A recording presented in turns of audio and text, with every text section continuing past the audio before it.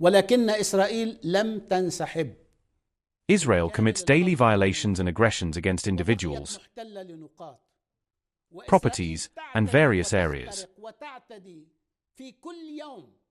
whether in the south, the Bekaa, or across Lebanon.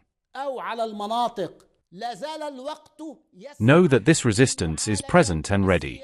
It is currently committed to the agreement, but if Israel does not adhere to it at all and the Lebanese state is unable to achieve the necessary political outcome, we will have no choice but to resort to other options that do not align with the current situation and do not reinforce the equation that Israel seeks to impose.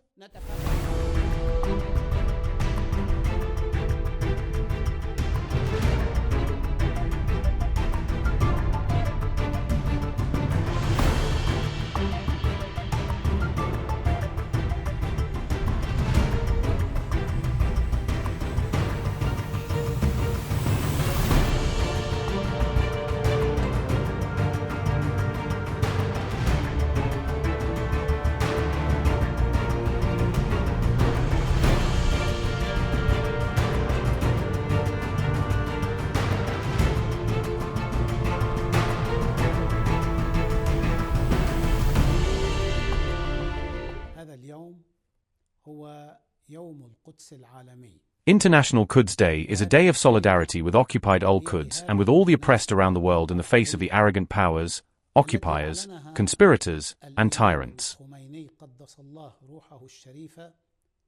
This day extends from Palestine to the whole world, but its central point remains Palestine.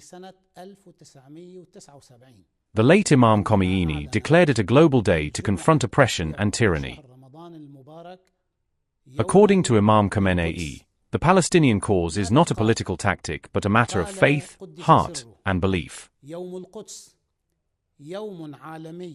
Since 1979, many transformations have occurred in favor of the resistance. The Islamic Republic of Iran went from a supporter of Israel under the Shah to a central backer of the Palestinian cause. There is now a rooted Palestinian resistance that wants to liberate from the river to the sea.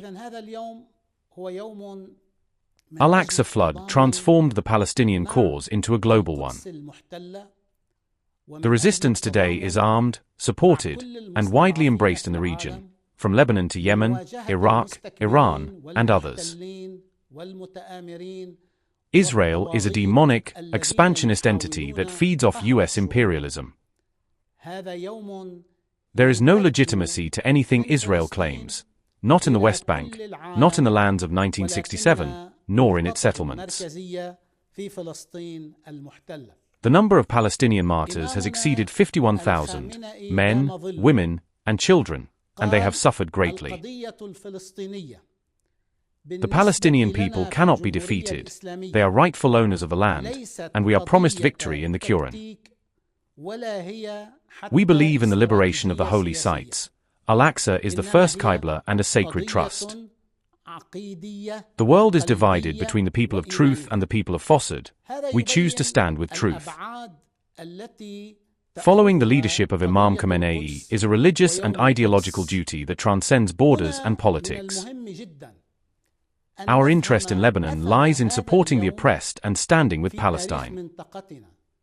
We are clearly and steadfastly on the covenant, O Al-Quds, regardless of the hardships.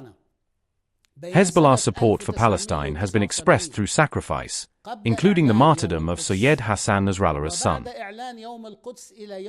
Israel places Lebanon on its annexation list, especially South Lebanon, through settlement and resettlement schemes. Israel tried this in the past through collaborators like Saad Haddad and Antoine Lard. That project failed due to the resistance. Israel is an expansionist enemy that knows no limits and will surpass all borders. Resistance is a legitimate right and natural response. The resistance cannot prevent every act of aggression, but it can prevent the enemy from achieving its objectives, and it has. Victory is when the enemy fails to achieve its goals. This is the real measure.